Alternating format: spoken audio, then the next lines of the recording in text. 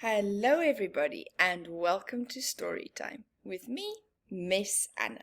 Lovely to have you all here today.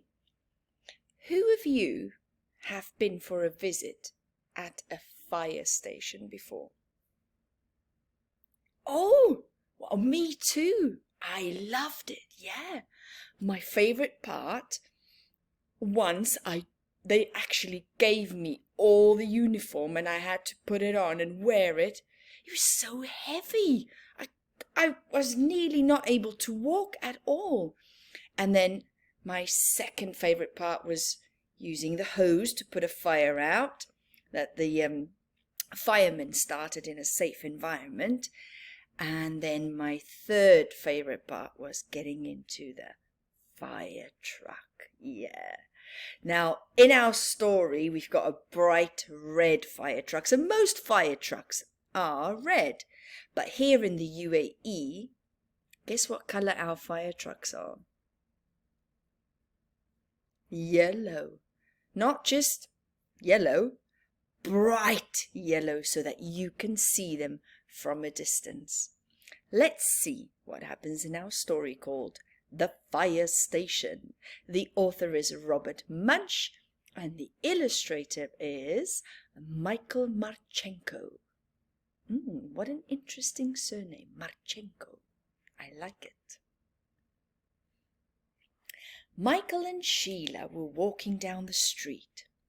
As they passed the fire station, Sheila said, "Michael, let's go ride a fire truck." "Well," said Michael, I think maybe I should ask my mother, and I think maybe I should ask my father, and I think we should go in," said Sheila. Then she grabbed Michael's hand and pulled him up to the door. Sheila knocked. Blam, blam, blam. A large fireman came out and asked, "What can I do for you?"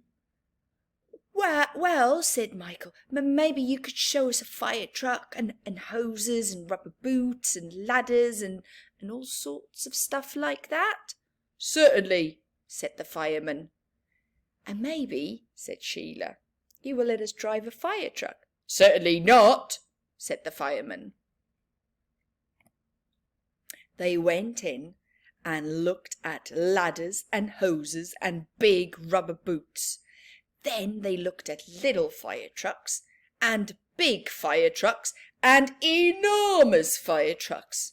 When they were done, Michael said, "Let's go." "Right," said Sheila. "Let's go into the enormous fire truck." She's a little adventurer, this Sheila. While they were in the truck, the fire alarm went off. Clang, clang, clang, clang, clang. "Oh no," said Michael. "Oh yes," said Sheila. She grabbed Michael and pulled him into the back seat. Firemen came running from all over. They slid down poles, ran downstairs. Then they jumped onto the truck and drove off.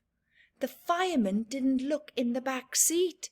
Michael and Sheila were in the back seat. They came to an enormous fire. Lots of yucky coloured smoke got all over everything. It coloured Michael yellow, green and blue. It coloured Sheila purple, green and yellow. When the fire chief saw them, he said, "What are you doing here?" Sheila said, "We came in the fire truck. We thought maybe it was a bus. We thought maybe it was a taxi. We thought maybe it was an elevator. We thought maybe it—" "I think maybe I'd better take you home," said the fire chief. He put Michael and Sheila in his car and he drove them away. When Michael got home, he knocked on the door. His mother opened it and said, "You messy boy, you can't come in and play with Michael. You're too dirty." She slammed the door right in Michael's face. "My own Mother, said Michael. She didn't even know me. He knocked on the door again. His mother opened the door and said, You dirty boy, you can't come in and play with Michael. You're too dirty. You're absolutely filthy. You're a total mess. Oh my. Oh no, you're Michael. Michael went inside and lived in the bathtub for 3 days until he got clean. He lived in the bathtub. I think she's over-exaggerating a bit. We don't live in bathtubs, do we? When Sheila came home, she knocked on the door. Her father opened and saw an incredibly messy girl. He said, You can't come in to play with Sheila. You're too dirty. He slammed the door right in her face. Ow, said Sheila. My own father, and he didn't even know me. She kicked and pounded on the door as loudly as she could. Her father opened the door and said, Now stop that racket, you dirty girl. You can't come in to play with Sheila. You're too dirty. You're absolutely filthy. You're a total mess. Oh my. Oh no. You're Sheila. Right, said Sheila. I went to a fire in the back of a fire truck and I got all smoky. I wasn't even scared. Sheila went inside and lived in the bathtub for 5 days until she got clean.